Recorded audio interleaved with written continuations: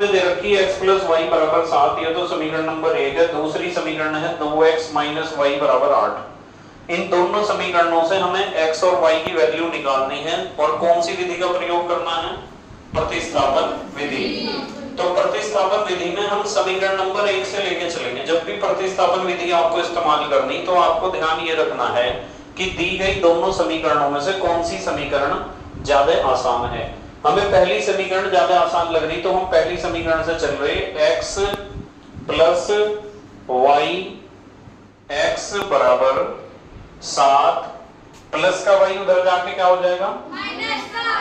Minus का y। Plus का y उधर जाके माइनस का y हुआ।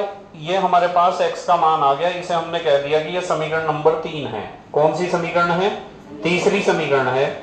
अब हम तीसरी समीकरण से हमें प्राप्त हुआ है x का मान। अब इस x के मान को उठाकर कहां रखेंगे? दूसरी समीकरण में। क्योंकि हमने पहली समीकरण से x का मान निकाला है तो हम इसे दूसरी समीकरण रखेंगे।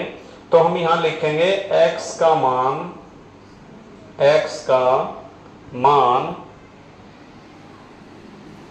समीकरण x का मान समीकरण 2 में रखने पर, x का मान समीकरण 2 में रखने पर,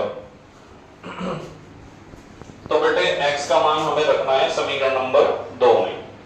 और समीकरण नंबर 2 में x का मान जैसे ही रखोगे आप तो उससे क्या होगा? देखो समीकरण नंबर 2 ये दे रखी है 2x माइनस वाई बराबर 8।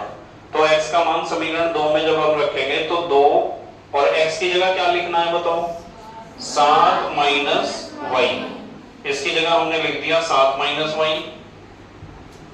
माइनस वाई तो है ही हमारे पास वहां बराबर 8। अब 2 के 8 हैं, माइनस के 14 हैं, तो माइनस वाले ज्यादा है ना। तो माइनस के कितने बचेंगे? 6 बचेंगे। अब क्या करेंगे हम? माइनस से माइनस को कैंसिल कर देंगे और ये y जो है चलो नीचे ले जाते हैं, इसे कोई दिक्कत नहीं। y बराबर 6/3।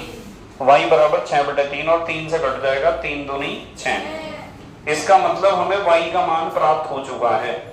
y का मान हमें कितना प्राप्त हुआ? 2। y का मान हमें 2 प्राप्त हो चुका है। और जब हमें y का मान मिल गया ना बेटे, तो अब एक काम करो, y का मान आप समीकरण नंबर 3 में रख दो। ये जो समीकरण नंबर 3 है इसमें रखेंगे y का मान। चला y बराबर कितना आया था? 2। ये दोनों हमारे आंसर हैं। ये दोनों हमारे आंसर हैं। तो प्रतिस्थापन विधि से किसी समीकरण को इस प्रकार से हमें हल करना है, प्रतिस्थापन विधि से। अब आप इन्हीं 2 समीकरणों को विलोपन विधि से भी हल कर सकते हो।